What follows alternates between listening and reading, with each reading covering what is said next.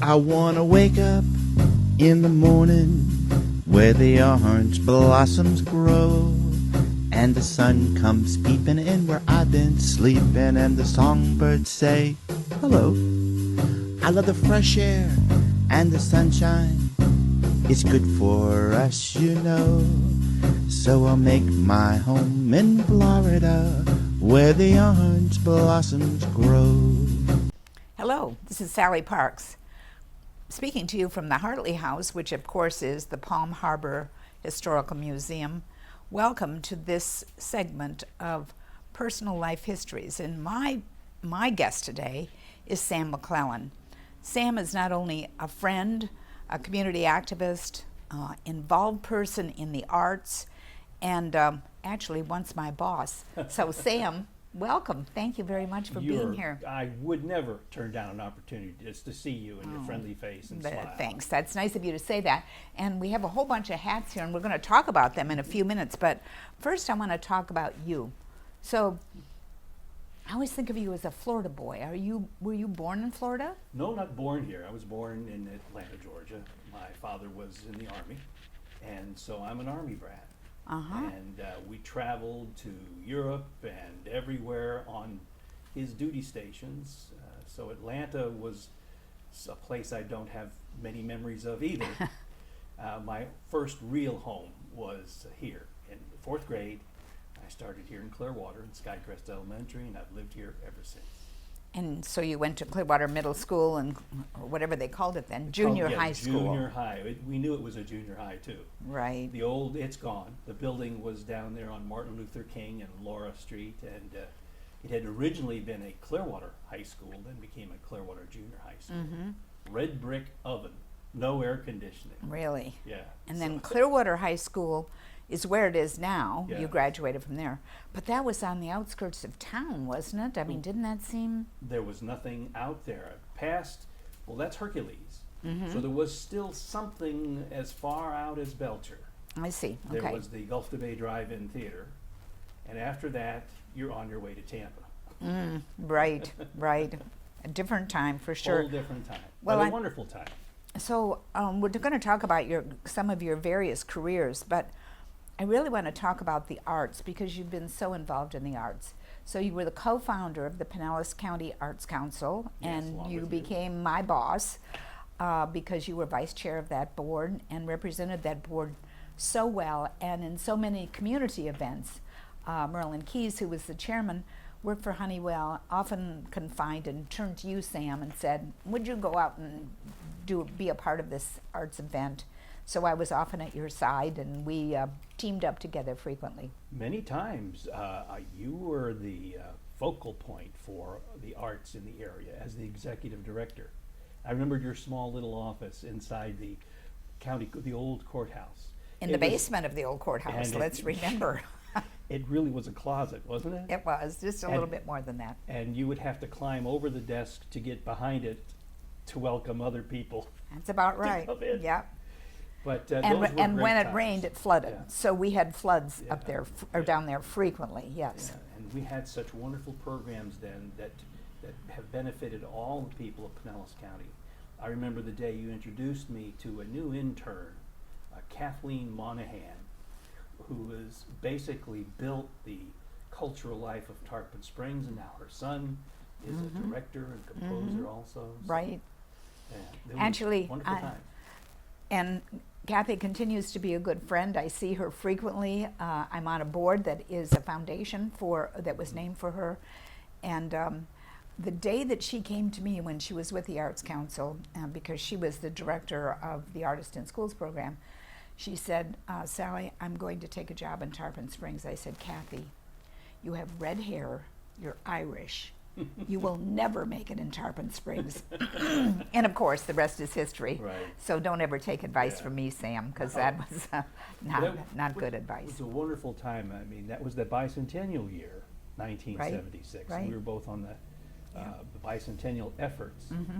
And there were two that I was involved in. The Arts Council was one, which was my real passion. But I had been thrown in by the Chamber of Commerce to the Clearwater Marine Science Center Committee. which was the bicentennial project for the city of Clearwater. Right. And we had no idea what we were doing. Who knew it would grow like it has now? I know. Amazing. It was amazing, and it was Pico Floyd, the city manager at the time, that came to us with the wastewater treatment plant on Island Estates. He said it's not pretty, but it's watertight. So Isn't it amazing how that has evolved into something And- so wonderful and, in a destination point? it's Who would've given guessed it? international exposure to the city of Clearwater. Right. Through the rescue operation. Instead of it being a museum, it became an actual rescue operation. And if they hadn't rescued that dolphin, who knows where they would be today. Right. So that was a wise choice. It was. It was. But I really think of you at another site on the waterfront, which is, of course, the Clearwater Little Theater, because how many roles did you play at Clearwater Oh, Little my. Theater? I can't imagine how many. Started in 1965. It was my first community theater play. And I was cast in the part of the 15-year-old boy by Dorothy Ellison, our original Little Theater star going back to 1938. Wonderful woman. Wasn't she? We It was both amazing. knew her and loved her, yes. Did you ever meet Mayor Lewis Homer, the old Oh, mayor? of course. Okay, so I knew Louis and Jean very well. Jean. His wife. So they were very active in the theater, and he had nicknamed Dorothy Ellison the nighttime mayor of Clearwater. Because I never he said heard that. more people came to see her after dusk than ever came to see him at At the a city city hall. But she cast me in the part, and it was Life of Father. This is 1965. And the next year, in 1966, I was a default. I got the lead in Bus Stop because the actor Charles Napier, he was a family friend of yours going way Absolutely. back many years. He was a art teacher at Kennedy, and he was going to Hollywood. Right. And so He had played the Music Man the year before. the Music Man, Yeah. yes, with the Dunedin Opera Right, Society. right. Such a handsome fellow. So he was leaving for Hollywood and could not keep his commitment to be the cowboy in Bus Stop. You know, I don't know if you're familiar with the play. Yes, oh, Became a absolutely. movie with Marilyn Monroe. Absolutely. So I was completely outclassed by the cast had also been built around Charles Napier. And here I was, barely 17, and filling in. But it was a lead role under the direction of Dorothy Ellison, and that kind of made my career that way. I was introduced. I learned so many things about Good for real you. acting. And then you served on the board, and you were chairman for a couple of years, or president, I guess, President is the of the proper board, title. yes. I was from 2000 to 2004. And you're still involved in it, maybe not in acting, I'm sure you go regularly, but the Dorothy Ellison Society, is that Dorothy- what it's called, the right, right there's a- term? Yes, it's a group that honors the memory of Dorothy Ellison and one of her dreams, which was to get a replacement theater. The theater is in its 91st season right now, and there's a 99-year lease on the land it's on. So they have to find a replacement for it, and because I think the city will not renew that lease. So there's lots to do to preserve that. It was founded by Francis Wilson, who was the first president and founder of Actors Equity, the lead actors union in a stage actors union in America. And like many, I didn't know that. Oh yeah, he was an interesting fellow. Impressive. He was like many wealthy New Yorkers. He had a lovely Florida home to go to in the winter. He lived in Morristown, New Jersey, close to Broadway. And he had a stately home right there on Osceola Avenue, near where the theater is today. And he became a cheerleader of sorts for that theater, and And coerced thus named a name for him, Right. of course. Mrs. Bach, Mary Bach, who was a family friend, you know, the Bach Tower in Lake Wales. Yeah. So she and her husband, her late husband, were big fans of Francis Wilson on Broadway. Wow. And so she lent $5,000 on the condition that the theater be named for him. Oh, Isn't that Wow, something? that is a good story. I didn't know that. And she never saw the theater built, but her stepson, Ephraim Zimbalist Jr., the actor, he visited the theater back in the 70s. He was doing something at Showboat Dinner Theater, staying at the Fort Harrison Hotel. He came You down. are a It's- fountain of it's information it's of that kind of amazing history. amazing Wow. history. But I love the Little Theater of Clearwater. Right. And let's Take it to another level, and Okay. that is that you are on the Clearwater Historical Society Board of Directors. Yes, I'm a I charter think you member. were. of Yes, the- charter member. going What does back- that mean? Well, 1978 was when it was founded, and it became the receiving society of the Plum House. They didn't know where to put it, and they said, "Well, isn't there some not-for-profit around?" And so that was in the late 70s, early 80s that they really started to power up the Plum House as a place to meet. And then we've been working on finding a permanent, better home. And a few years ago, the school board would never give up any of their old properties. But they finally relented and let the Historical Society to take over. It has a 50-year, $0 lease. And South Ward Elementary South School. is how Ward, the everybody site knows of it. the first public school in Pinellas County, and the place where Jenny Plum used to teach.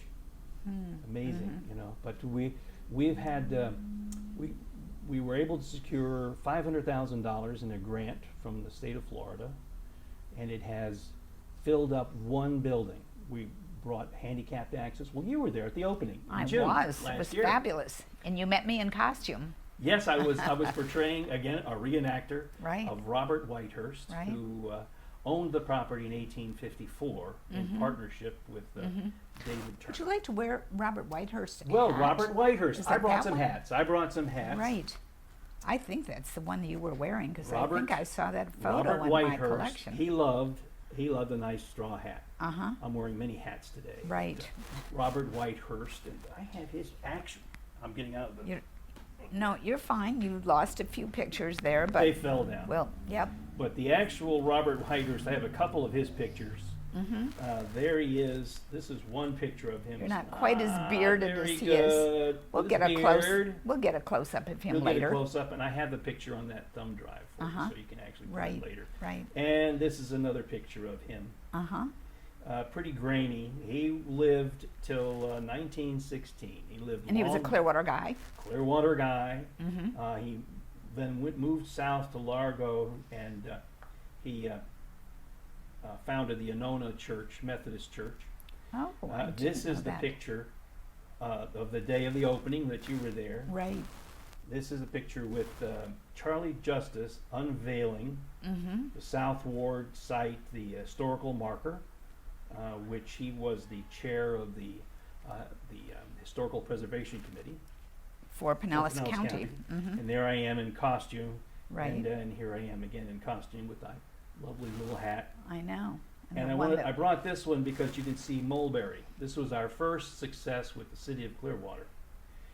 When Robert Whitehurst and David Turner, they were both in their 20s, and they purchased the land from Fort Harrison down to the water. On the north side was Druid Road. On the south side is where Court Street is now, in front of the courthouse. And they paid $800 for it. And David Turner thought they were cheated. They paid too much. Can you imagine all of that's there, the courthouse, the churches, all of that property is there, Harbor Oaks, that neighborhood. And they split it down the middle. Mulberry Lane, it was called at that time, and it was wide enough for two horse carriages to pass each other. And so Turner took the part to the north. There's Turner Street now, and Correct. he became a founder of the Right. Methodist Church there. Right. And Whitehurst took the southern part, which he started selling off to big homes that became the Harbor Oaks neighborhood. And he's a very interesting fellow, and the younger brother of Walton Whitehurst. Who, How do you do all this research? well, mostly we have a wonderful library. The Clearwater Sun is in the Clearwater Public Library. Mm-hmm. And the Tampa Bay Times, which was the St. Petersburg Times, has a huge library also. And they make it available, as we know with journalism, you know, Mm-hmm. newspaper is the first draft of history. So there's some books, Florida history, at the Clearwater Library, but I rely a great deal on the local newspaper archives. Is the Clearwater Sun, can you do that on the internet, or do you have to go to the library You to have do to it go in to the microfiche? library. They have it on microfiche, don't they, Right, as I yeah. recall? They're working Or on maybe- digitizing it. Yeah, that's what I heard, that Yeah. was a work in But progress. it's very difficult to do. It takes a lot of effort. Mhm. And Mhm. fortunately, the Tampa Bay Times gives us the Tampa Tribune now, which Right. they overtook, and Right. Also the Independent and Yep. everything else. Yep. And then there's Florida Memory, which is a great website of photographs mostly, and some I didn't know archival that. documents Oh. that are maintained by the Florida State Department. Mm-hmm. So Sam, we kind of jumped right into the characters that you played, but let's talk about, first of all, your professional career. So I knew you when you were working in the courthouse, Mm-hmm. and what department were you working in? Well, at first, I was the assistant property appraiser. That was from 1976 to 1982. The property appraiser Was Ronald J. Schultz, right. himself a Clearwater native. His father owned the Mandalay Avenue, the Beach 5 Right. and 10. I knew his father before I You knew knew Joe Schultz? this. Yeah, I did. Joe Schultz, Absolutely. a fascinating gentleman. Right. Always, every memory I have of him is of him smiling. He was Mhm. a happy man. He was. And he lived above the store. Very antiquated concept for today, but Mhm. very common back then. And you could buy the very best hand-carved coconuts. They were into pirates' heads or people with cigars and Right. those kind of curios. Right. And you could buy shells. So you were the assistant property Assistant appraiser property for a appraiser. couple of years? 1976 to 1982. Oh, okay. And I was, I got my official training from the Department of Revenue and Mhm. certified and everything else. And More than a couple of years, for sure. it was a great time because we switched over from the old assessment period where they would do an assessment for 10 years and just let it go for 10 years before they would do another one. It was Ron Schultz that brought in the computerized assisted appraisal system. He was a Mhm. pioneer of that in Mhm. Florida. Mm-hmm. And so now you can go online, put in your address, you see your property, aerial Right. photos of it. Right. Back in the 70s, this was science fiction, but now today it's everyday fact. And then, Sam, you worked for the tax collector's office. Tax too. collector, right. Mhm. From 82 to 93, I went back to my first love of radio and television. But in 93, I was getting older, and my wife said, you know, it's nice that we get these free tickets to Busch Gardens as a part of your radio thing, but we need a pension and a health plan. So I went back to work in the tax collector's office. Fred Petty was the brand new tax collector, and he'd remembered me from the 70s. Mhm. And so I went to work for him until Diane Nelson came in 2000, and I worked for her also and retired in 2010, but 10 years Mhm. ago. Wow. Well, you had a great professional career. I know you were on HSN. You did for the health of it. You did a lot of different things. You were the producer radio and of television. For the Health of It. Right. Mhm. And we interviewed Dr. Edward Henry. I don't know if you remember this Mm-mm, man. I don't. He was with Whitehall Laboratories, the makers of Anacin and Dristan and all those old, brand names. And they had a brand new product called Advil. And he gave me as a gift a little bottle of Advil. And I tell you, I don't think I could get through a week, some days without some ibuprofen. It's just fine. Thank you. Yeah. And so, thank you for introducing me, and that was a wonderful time. We did that show for 5 years. Amazing. And you did it so well. Thank and you. and then on HSN, Home Shopping Network. Right. That was 82 to 84, and I was the original overnight show host. I started as an advertising executive. At the time, they still had local advertising. And we shut off at 1 a.m. and didn't restart until 6 a.m. So one night, the fellow that did the midnight to 1 a.m. shift got sick. He was coughing and he had a fever. So I was in the studio. So they came over to me and they said, just go on, just do this. Do your thing. Next night, I'm there permanently. And I would tell Bud Paxson and Roy Spear, they were the owners, I said, the lines are still blinking at 1 a.m. There are people calling in. Mm-hmm. So Bud Paxson said, well, clean up, take the orders, make the money. Of course. And when it stops, you can stop. So the first night we tried that, people stayed on till 2 a.m. We had to shut them off. 2 a.m. became 4 a.m. and finally, in very short fashion, I'm on from midnight to 6 a.m. Monday through Saturday. And I watched them build this new empire, but I couldn't get off midnight to 6 a.m. And I was missing my family. Mm-hmm. So when I got a call from a radio station to come back to work for them, I jumped at working from 8 p.m. to midnight was like a day shift now. For Right, me. right. But you were really breaking ground at HSN by, imagining that people are going to buy things at 3 a.m. Exactly. was probably foreign to Paxton and Spears. Nobody thought it would work. Right. I remember Bud Paxson having a meeting with all the show hosts, and he said, I'm sitting on an oil field and I'm sucking it up with a soda straw. I remember him saying that. Nobody had any idea the popularity of this new format of selling, of retail selling. Mm-hmm. And people, the original hosts like Bob Circosta, Budget Bob, we watched him. I was saving Sam the Bargain Man. And we all had nicknames like that. And Budget Bob, Bob Circosta, who really invented, we were making it up as we were going along. At first, we were all men, both in suits and ties behind an anchorman's desk, so that we looked like newscasters. Mm-hmm. And they finally found out that women were the real secret. And interesting anecdote about that. The lady that came on air, she was working in the back. She had brought us all these handbags from a truck, beautiful handbags, but they weren't selling. The on-air salesman at that time was Wana John, who wore a pith helmet. It's on the safari for bargains. Mm-hmm. And he couldn't sell these handbags. So the sales lady came on, she took the handbag, and she said, get a close-up of this. And she crumpled it up and then opened it back. And she says, ladies, this is genuine leather. It's not vinyl like you would expect from home shopping. And we suddenly got a window into the way women actually shop. They know how to check for a true leather handbag. Mm-hmm.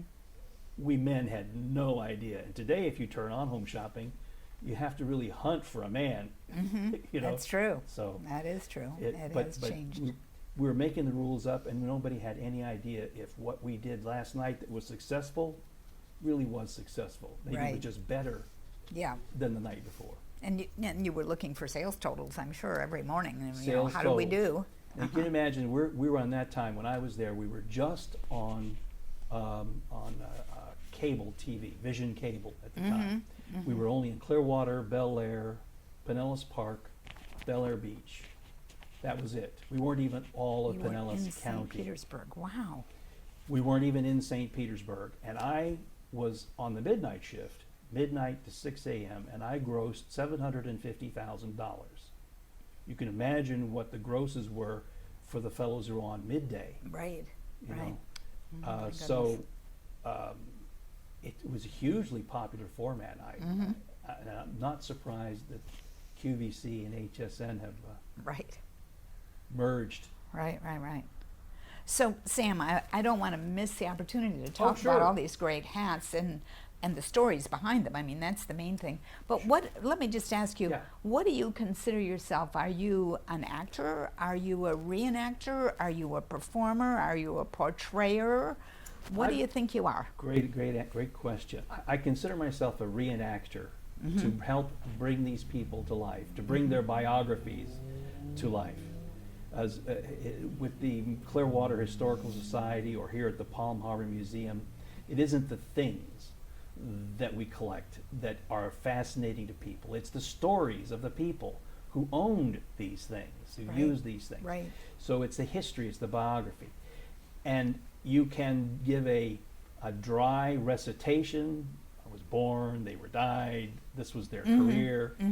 Or you can help bring them to life and wear some of the costumes of that period. And it makes it, it's easier for the people to focus their imagination. You know, we have this thing in Clearwater called Imagine Clearwater. Well, back in the 1800s, the people were really imagining Pinellas County. Right. And so how do you do your preparation for being one of these characters, one of these, how do you kind of internalize becoming that person, I guess is the question. You try to focus on something that is important, something that is central. So talk about one of them. Let's talk about the first, Walton Whitehurst, who actually lived here, right, where we are now for a time. And Walton Whitehurst was the oldest son in the Whitehurst family. And I got a picture of him somewhere. Here's Walton Whitehurst. Oh, yes. Good-looking guy, isn't he? And he would wear the in this picture. He is with he was on the steps of the Florida Capitol. He served one term, 2 years, in the Florida State House of Representatives in the 1800s. And he passed a couple of important bills. One that protected the pine tree industry, very important to Pinellas County or West Hillsborough County. And he also banned dynamite fishing. It was a really, I didn't know it was that it was a common practice. People would go out to like Lake Seminole or Lake Tarpon. They would throw dynamite. All of the dead fish would float to the surface, and then they would scoop them up. And he said it was not only damaging to fish. You know, there were fish that were not hauled in. They were just floating around, dead bodies of fish. Didn't want them. But it was scaring birds and scaring women. Not to mention it was ruining the environment. I mean, that was like he was a man ahead of his time, wasn't he? It was not so. He passed those two bills. He was a wonderful fellow, but he disliked politics. But he would usually wear a proper bowler derby. Bowler hat. And so this was when he was in the state legislature. But the hat that he preferred, because he identified with himself as a farmer, and that's this one up here. And this is actually the one that we've used. We did a video here. We did. And also around Palm Harbor. And I portrayed him. There was a fundraiser for Save the Honeymoon Island, and he was a farmer back there in the 1800s, and a founder of the Curlew Methodist Church, and what is today Florida Southern College. And if I remember right, we did some stomping along Curlew Creek to do some filming. We did. It was amazing. And, it was crazy amazing. with the overalls and everything else, and that was a wonderful opportunity. But Walton, a very interesting character. There is another brother. We talked about Robert Whitehurst, who was his younger brother. But there was one in between, Daniel Scott Whitehurst. And in 1862, the Union Army, the Union Navy, sent a ship into Hillsborough, into Tampa Bay. And they were trying to disrupt some things, but the blockade was very successful. The Confederate Navy was almost non-existent. Well, what they said was, before they left, if there were any Union loyalists, there was room on the ship for a few families. So you go to Egmont Key, and that's what Daniel Scott Whitehurst did, and rode over with a cousin, John Whitehurst. And they were lucky; they secured a place for their family. So they went back to Boca Ciega. They rode back, but they were discovered by some militiamen. They were, as Walton Whitehurst called, the murderers of his brother, because they were killed. Both of them were killed, and they were buried with military honors ultimately. But they serve as a point of interest for me because in 1863, Walton Whitehurst joins the Confederate Reserve. And they would bivouac up in Brooksville. They would march around, do some target shooting in between farming times. And it would give them a reason why they weren't joining the Confederate Army. Of course I'm in the Army. You know, we go up and once a year we go up and march around and practice. If you ever need us, just call on us. So it's not like that first scene in Gone with the Wind where everybody's whooping and hollering, yippee, it's war. They go out. He doesn't join until 1863, until after his Union sympathizing brother has been killed. So he displays his loyalty to the Southern cause that way, and the two children of Daniels were adopted by Robert Whitehurst, and so the family took care of the thing. The Whitehurst had huge implications a huge influence in this area. I mean, not just in Palm Harbor, not just in Clearwater, but in the whole Tampa Bay area. But that one little glimmer that I discover by looking into the past of these people shows me that there was a dichotomy here of Union and Confederate. And Confederates. Florida really wasn't the hotbed of the Confederacy at the time. Right.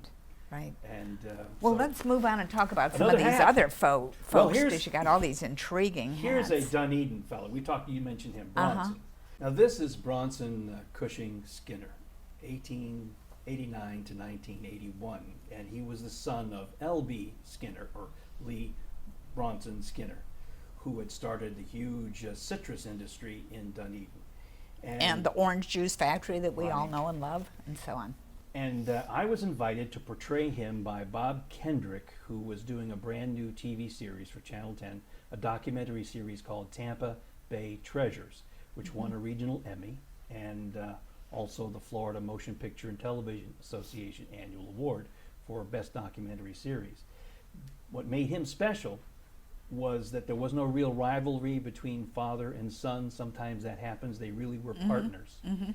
But he loved machinery. And he's the one who invented the process for concentrated orange juice, so that in World War II, they were able to send orange juice to the troops, and all they do is add water, that whole thing. And he wound up selling it to an upstart company called Minute Maid, and the rest is history. The rest is there history. You go. But I carried this with him because his other passion, what Bob Kendrick had me do, we went out to Dunedin Cemetery, where it seems like there's a lot of Skinners there.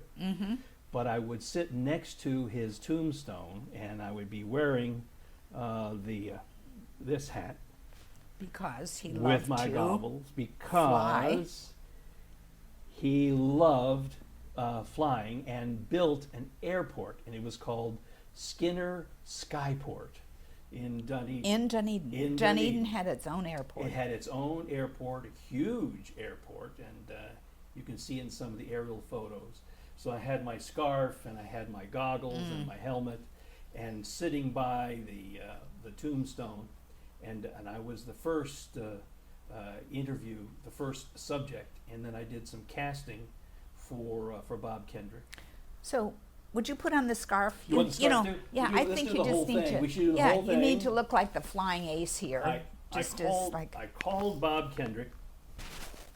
There we go. So this is perfect. And this is how you would often see Bronson. They said, "Isn't that the orange juice genius?" And they'd say, "Yes, but guess what he does with his money?" His true heart. So his true heart.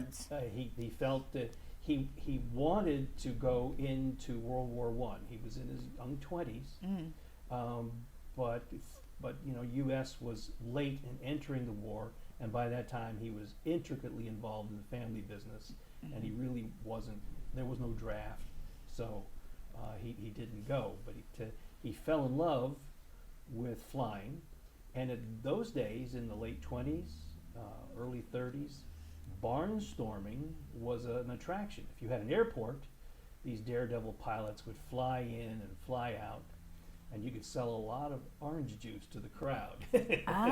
So there was So, a little it was- motivation it for was the a- business. It was like a carnival. Right. The atmosphere that could be created, but also for commerce, and he loves to fly. Right. So this was my introduction there to Bronson. That's a Skinner. great story. I really didn't know much about Bronson Skinner. The Skinner family is certainly a very important family There was, in just this a- area, and attracted a lot of other people to come here and start orchards. I mean groves, orange groves, and It's amazing, and really isn't it? make a business out of it. In 1912, when we became a county, there were 10,000 people living in the new Pinellas County, and the Right. tax roll, since I know taxes, Yes. 98% agricultural. Today, the amount of agricultural on our tax roll is Zero. Really. Zero. Very, very few There are no places that would be anything that would be close to bamboo gardens, and few small farm to table places, but they're not typical ag places. No, by and they're any still means. able to get the Greenbelt assessment, which is special favorite assessment, Right. because the land is you can't value it as ordinary buildable land. But, Right. Right. It very interesting. The Skinner family, and there was someone who just passed away recently, Vivian Grant Skinner, or Skinner Grant. Skinner Grant. And it was like a huge occasion for and all of the things that she had done. So And Ben Skinner too. You know, Yes. he passed recently Yes. too, fairly recently. He was active in my Rotary Club. So let's move on Move to on. Okay. Lewis Carroll, because I want to talk Lewis about Carroll. Lewis Carroll. Lewis Carroll. What a guy. This was one of his favorite pictures. He was also a professional photographer. Lewis Carroll is Gosh. 1852 to 1898. And what a wonderful photograph. Yes, he was an insomniac. He loved this picture because he said, it almost appears as I'm sleeping. He was, in real life, he was the Reverend Charles Lutwidge Dodgson, son of a preacher, grandson of a preacher. And he taught mathematics at Oxford University, Christ Church College, Oxford University. And he published some 70 books on mathematics. But nobody was ever interested in any of those, except for the 3 little books that he published as Lewis Carroll. And since he was a proper Victorian, this was always his hat. I don't wear Very it elegant. as good as he did. Well, I think you wear just fine. Just I fine. think you look And fabulous. he always had his proper gray gloves, Uh-huh. which is what the rabbit always wore, was nice, proper gray gloves. Not the Absolutely. white gloves that Right. Disney put on him, Right. but the proper gray gloves. And I have a gift for you. What's that? This is a thimble. Yes. As a bachelor, he was a lifelong bachelor.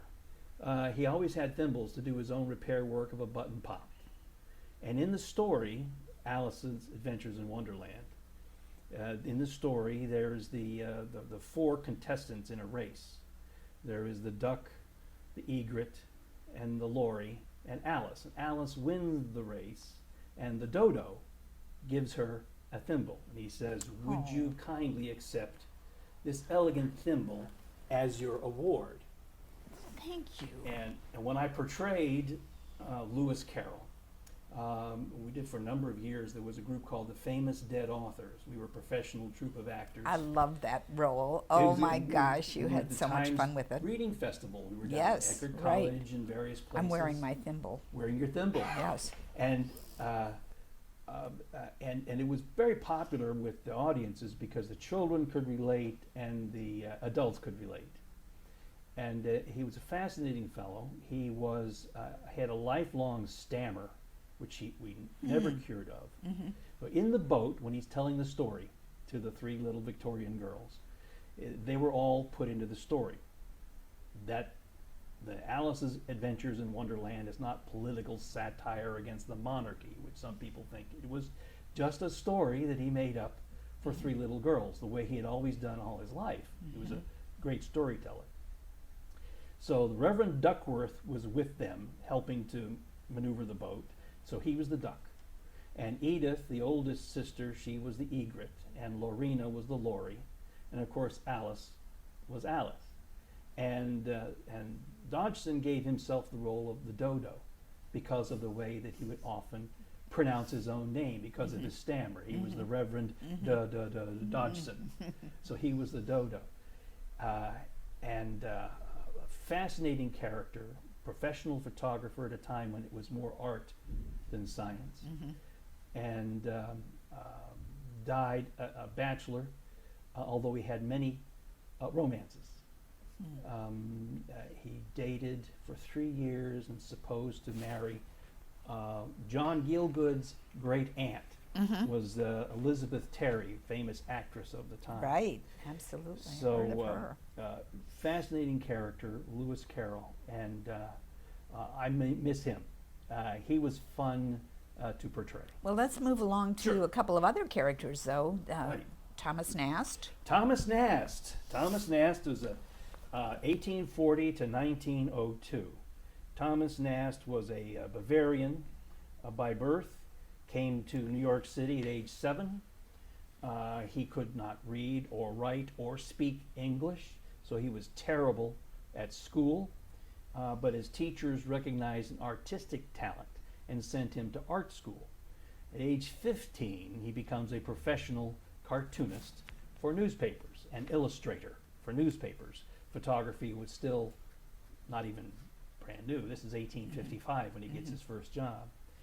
So he becomes the most famous American political cartoonist at the time, and his Tammany Hall tiger cartoon is still studied and considered a great example. Did he have one of these hats?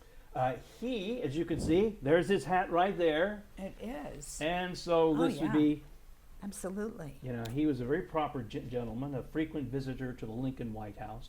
His powerful Civil War drawings against slavery made Lincoln call him our best recruiting sergeant. He created the elephant for the Republican Party, the donkey for the Democratic Party, and in 1862, Santa Claus first appears in print in Harper's Weekly. Floods of letters come in. Who is Santa Claus? It's basically a European legend that he had from his own childhood. Wow. And so he portrays him giving presents to Union soldiers in camp. As time went by, he fully fleshed out the image of Santa Claus, and he is credited with popularizing him. What an amazing story. I mean, he wove his way into many different sure. cultures, didn't he? Harper's Weekly said we need more and more, so he marries him off. He creates Mrs. Santa Claus. He gives him a toy shop in the North Pole so that he couldn't be elves claimed, and created the elves, but he didn't want Santa to be claimed by any nationality. So by being at the North Pole, he was universal. And he invents writing letters to Santa.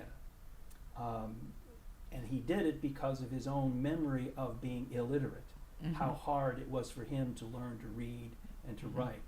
So, you know, many parents will tell you their children's first attempts to writing can be a letter to Santa Claus. So stamped in our culture in big time, isn't he? he? Was an investor with Ulysses Grant and died an ambassador for Teddy Roosevelt. He was sent to Ecuador, and he died there. He refused to stay in the embassy during an epidemic. He went out to do his drawings, to send them back to American newspapers, to portray the conditions of the people there, to prompt gifting to that country, which it did work, but it also, he caught the disease and lost his life. So a patriot, and when you think of the elephant and the donkey and Santa Claus, I mean, know. He's an amazing fellow. Now here's one I don't have hats. Okay. This is Clarence Darrow. Okay. And Clarence Darrow, this was an acting job that I got as in the San Angelo Civic Theater in Texas, where I was stationed in the Navy at the time. And Clarence Darrow is portrayed in the play Inherit the Wind. He's given a fictional name of Henry Drummond Darrow, and his opponent is William Jennings Bryan, but in the play Matthew Harrison Brady. But all of their characteristics are the same. They're always pictured They're always costumed the same. And it's well known to the audiences that this is Clarence Darrow. Sure. And so I don't know if you could see these galluses or suspenders. Mm-hmm. They were his most famous prop, and these are actually the ones that I've had since 1971. Wow. So the heck with the hat, suspenders was the signature. It was his signature, and he used them in all of his trials. He would snap them when people were giving testimony that he didn't like. He would snap them, and the jury would look over. It was a good trick, but he was famous for those. But I was 23 when I portrayed him, and it was the first time that I'd actually did research on someone to portray them on stage. Instead of just relying on the script, I did background research because I knew the audience would be aware of the real life Clarence Darrow. And that's carried forward to all the others that I've done. When I did Lewis Carroll, I was always keenly aware there are people in the audience that may know more about him than I do, even with all my research. So he was the first exposure I got to reenacting someone. Right. Good for you, and good for doing all of that background. I mean, and then, yeah, go ahead. And the interesting thing about all of this is that there's 3 pages in the script that are lifted completely from the trial transcript because they were too dramatically perfect. You've got William Jennings Bryan, 3-time presidential nominee. Absolutely. Clarence Darrow, the legal eagle of his age. And their prepared questions, they each knew what the other's strengths were and weaknesses. And they're just there, 3 pages, word for word, is actual trial testimony. And it's some of the most dramatic stuff that's in the play. So that was the other reason why I felt I owed a debt to his memory to portray him properly. So you have a couple of guys who are from the Methodist Church. That the Methodist Church. Oh wait, no, you want to talk about I'll another mention that. guy, rock and roll. I'll mention since you brought the Methodist Church, 'cause Okay. I am a Methodist. Yes. So I married a Methodist. That is the method. They send the women out. Right. But I'm in the Heritage Committee of the First United Methodist Church in Clearwater, which goes back to 1859. And our initial pastor was Charles Nicholson. He's buried in the Clearwater Cemetery there at the intersection of Lakeview and Myrtle. And Terry Fortner, who is your colleague here, she knows all about Myrtle and Right. Myrtle Avenue, why Right. there is a Myrtle that's so Right. straight right to the cemetery. Another story for another time. But I've portrayed Charles Nicholson, John Wesley in our historical dramas, and I even once portrayed Judas and Jesus in the same play.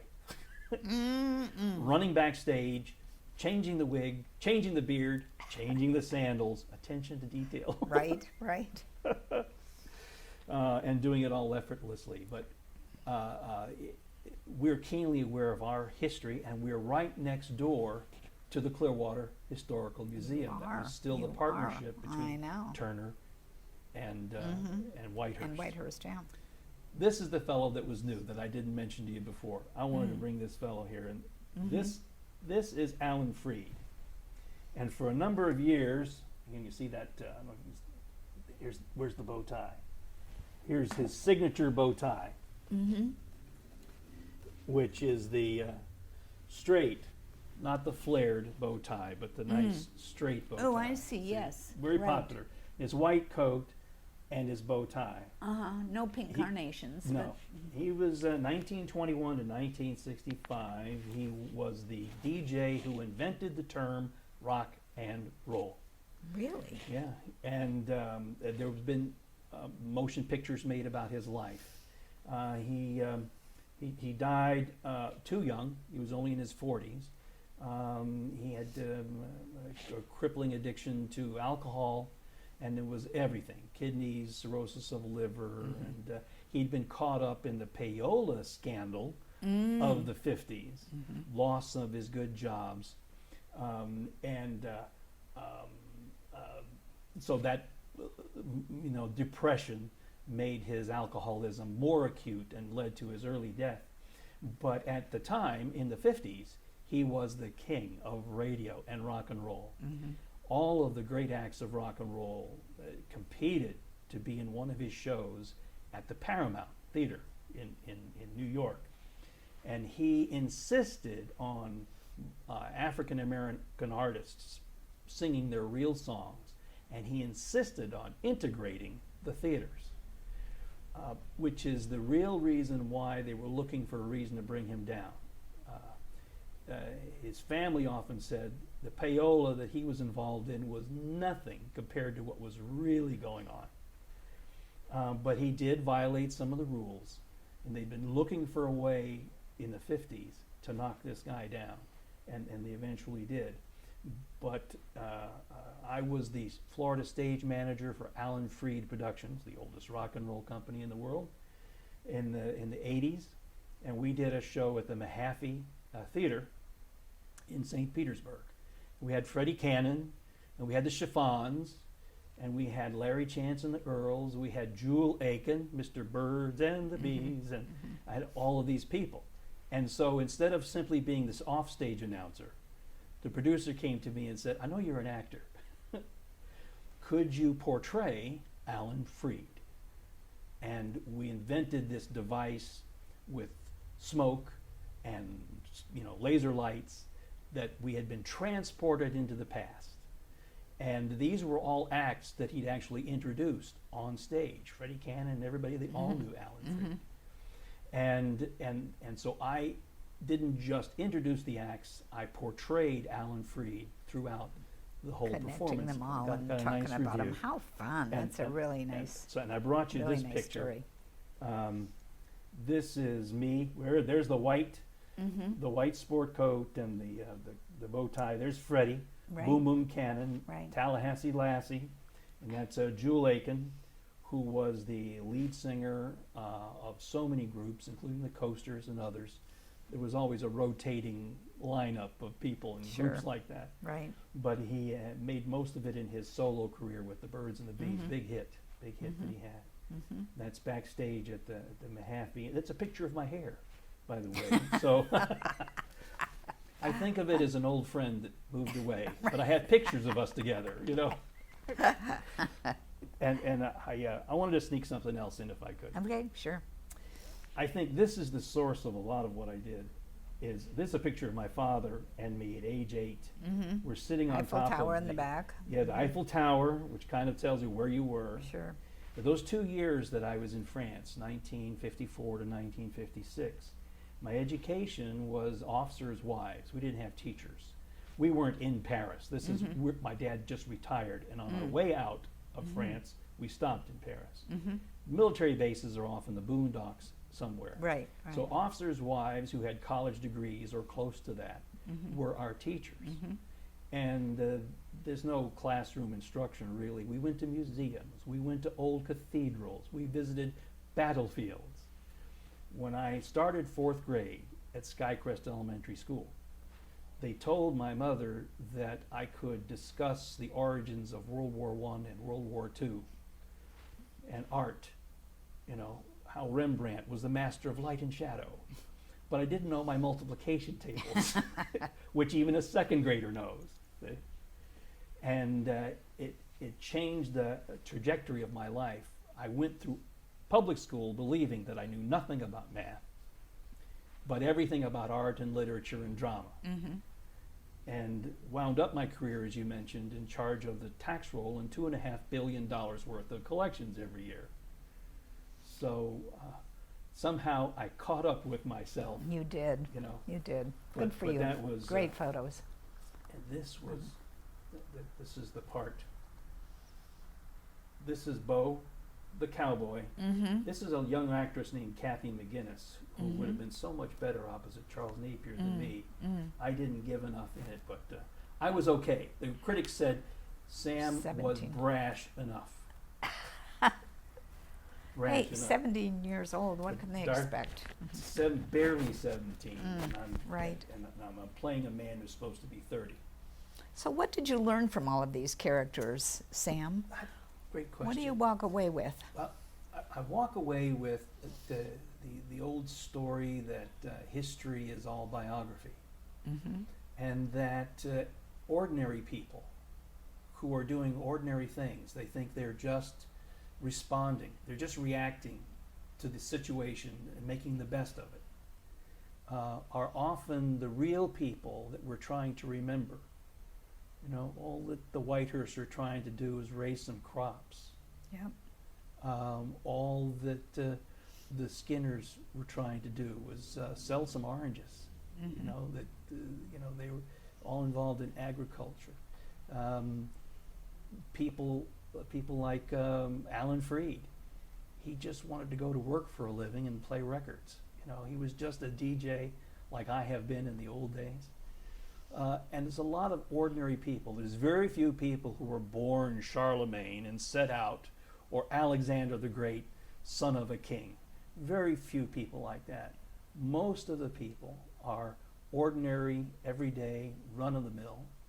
And I have often been reminded how often very few of us are descended from the Mayflower. You know, most of us can trace our ancestors back to down-on-their-luck types who came to America for one last chance to make good, and were just happy to put a plate down on the table at night.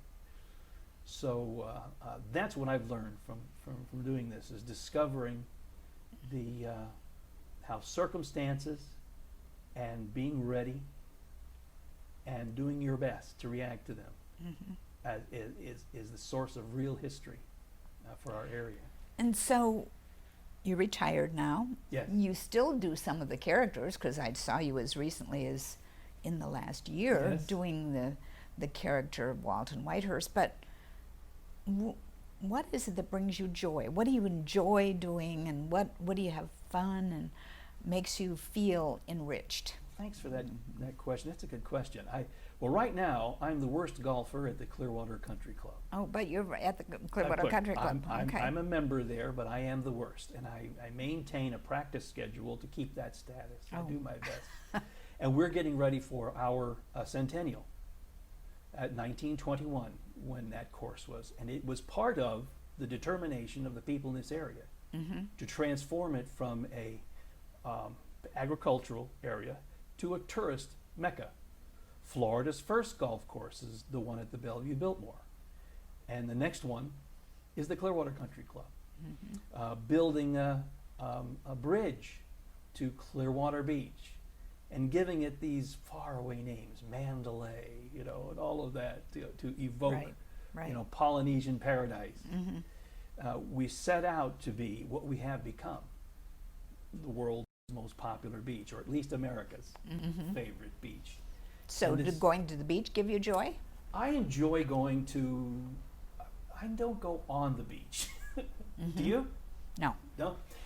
Well, I guess that's what they say. We live in Clearwater. Right. I go to the beach. I go to restaurants, my favorite restaurants and things of that nature. But And sometimes a leisurely drive down several of the beaches is I do so that. sort of nostalgic. I do that too. I like you do? that. Gulf Boulevard is amazing. And then how you go down Gulf Boulevard, and there's portions of it when it's only maybe 50 or 70 yards wide. Correct. Where you look to your left and there's the Gulf, you look to your right and there's the intercoastal. And Sam, don't forget, up here we've got Pop Stansel Park, where you can walk out on a little fishing pier, and you're sort of in a, it's not a bayou, but it's more protected water, because there's a lot of marshes around it and so on. Yeah. So there's a lot of lovely little spots. I'm sure that you and Anita enjoy it. Sam, you've been an inspiration to a lot of people, because you have portrayed these characters, and suddenly people are seeing something that is historic in a different light, because you bring them to life. So thank you for doing that. You're very kind. You've been Thank you. you've been a real wonderful leader. You've been a central figure in my life, so I'll give you half the credit. Oh, well, I'd be proud to take that. Thank you. Sam McClelland has been our guest today, and thank you for joining us on Personal Life Histories at the Museum. And I'll make my home in Florida, where the orange blossoms grow and grow. So